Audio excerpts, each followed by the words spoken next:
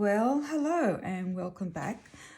Today is the Orthodox Greek Easter, and I thought I would honour my husband's family and heritage with doing a little painting of some Greek Easter eggs. And I remember that we used to always have red eggs at Easter time that my husband's mother would make, and of course with some beautiful Greek delicacies as well, beautiful pastries, and it was always a happy time. And you know, since she has passed some years back, we don't get to see that quite as much. So I thought I would just do a very simple little sketch and of the Greek red Easter eggs and a couple of candles. So I've done the quick sketch and I'll just start putting in some colour.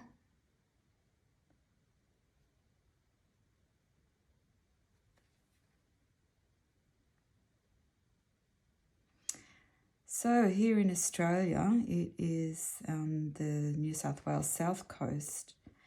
It is a cold, drizzly day. So painting this little work actually takes my mind back to some lovely times on Greek islands, and all of the sights, the warmth is coming back to me, which is just lovely.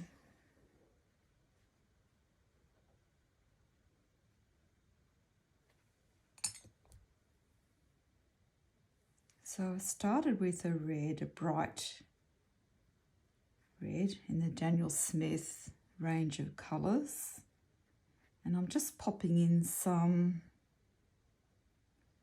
Winsor & Newton because I just have it in front of me. Crimson, just into the depth around here.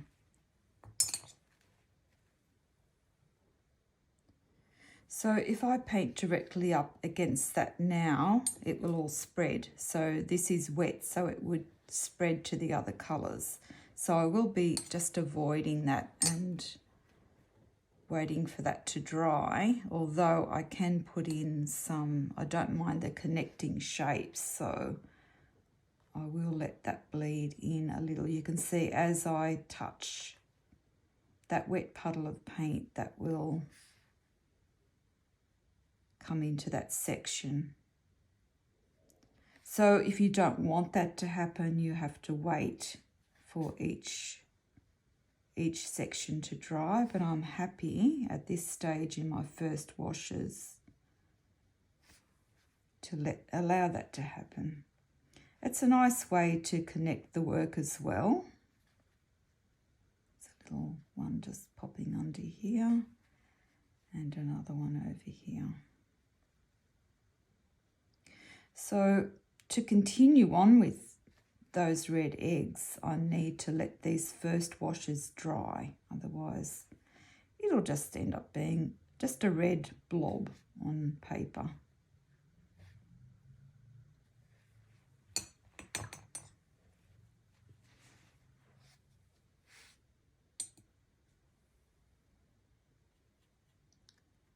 So we have a nice blue plate.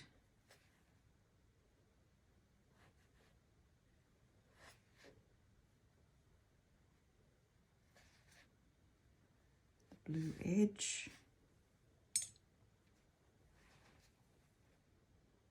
I'll go with a little bit of turquoise.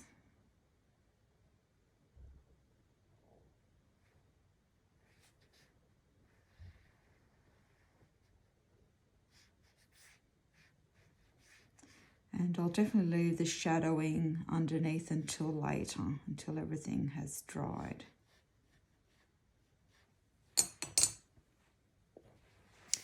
Okay, so these are candles, and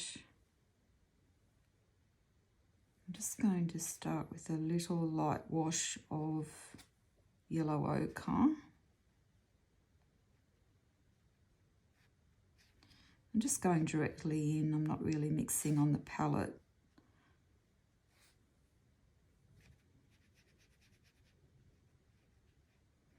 You can see if I leave a light edge here, I can leave the white of the paper and it's not connecting together.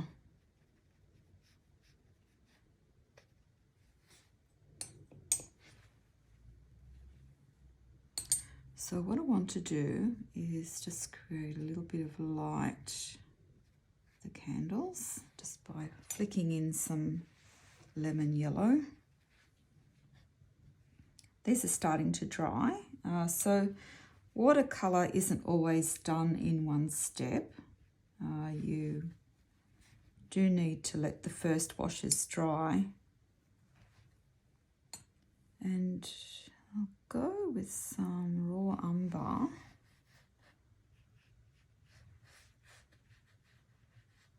So there's a nice natural coloured cloth under here.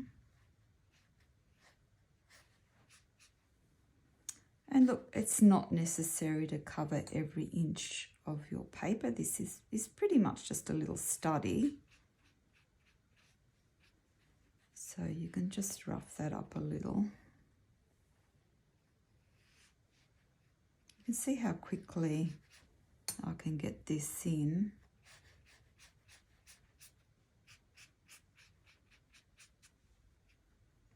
And of course these are the first washes. I'll just use a little bit of Lunar Black from Daniel Smith. It's mixed in with the raw umber.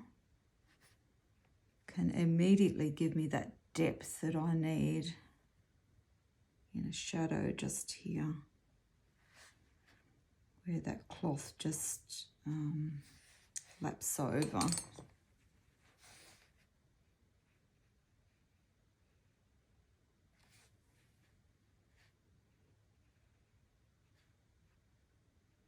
Lose an edge there by just working wet in wet. Okay.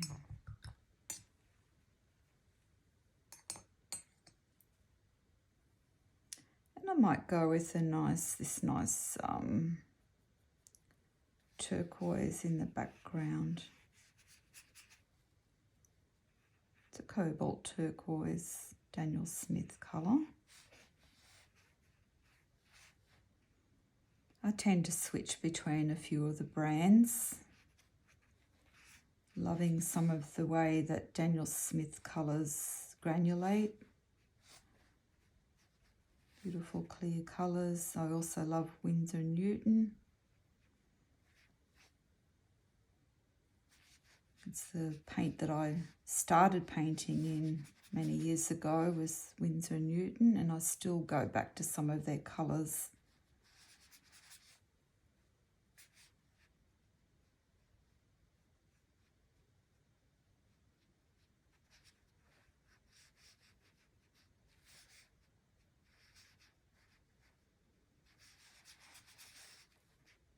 So just keeping it quite loose.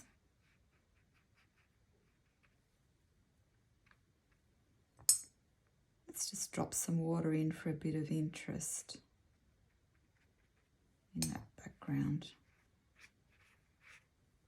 And as I say, you don't have to completely cover all of the paper.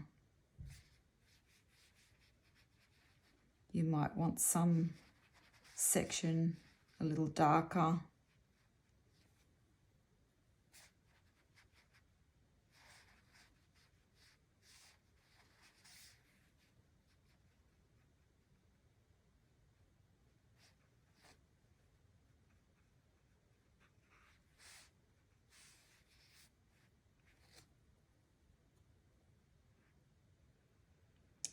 I'm using a Neef Squirrel Mix brush. It is a size 8, I think, from memory. Always wear off the numbers. Yeah, I think it's an 8. These have been my go-to brushes for many, many years. I know there's lots on the market and you will find your preference for what feels good, what holds a good point. You need that good point to get into little sections. And I don't mind that this is actually mixing with that candle there. I'm finding that's rather nice.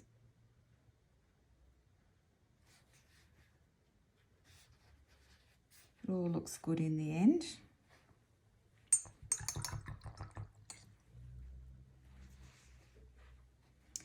Okay, so rinsing out the brush and going back to the reds, I'd like to get that really nice definition.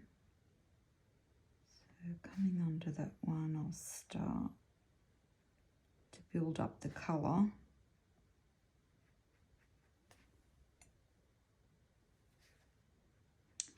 I've wet all of these colours in the palette before I began.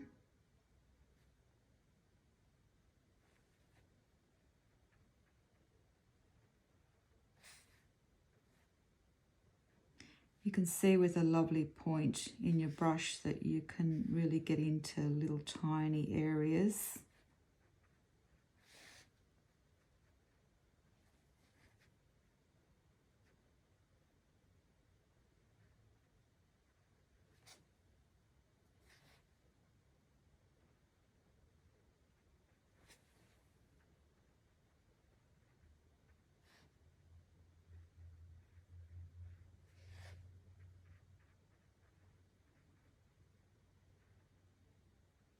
And where the light's hitting some of these eggs, I'll leave some of the first wash in there. I might just soften that back a little, some water, just so there's not such a hard edge.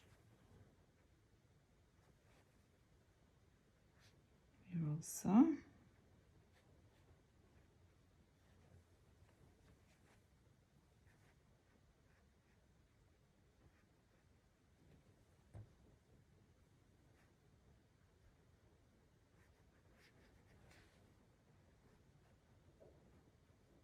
So this is a second wash. This will need to dry again.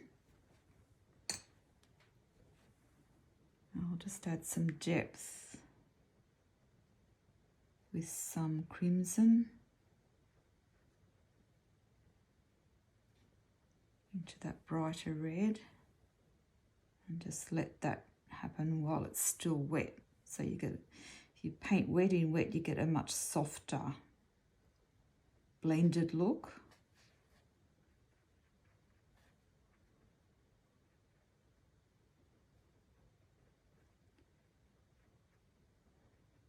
Wow, can you hear that rain outside?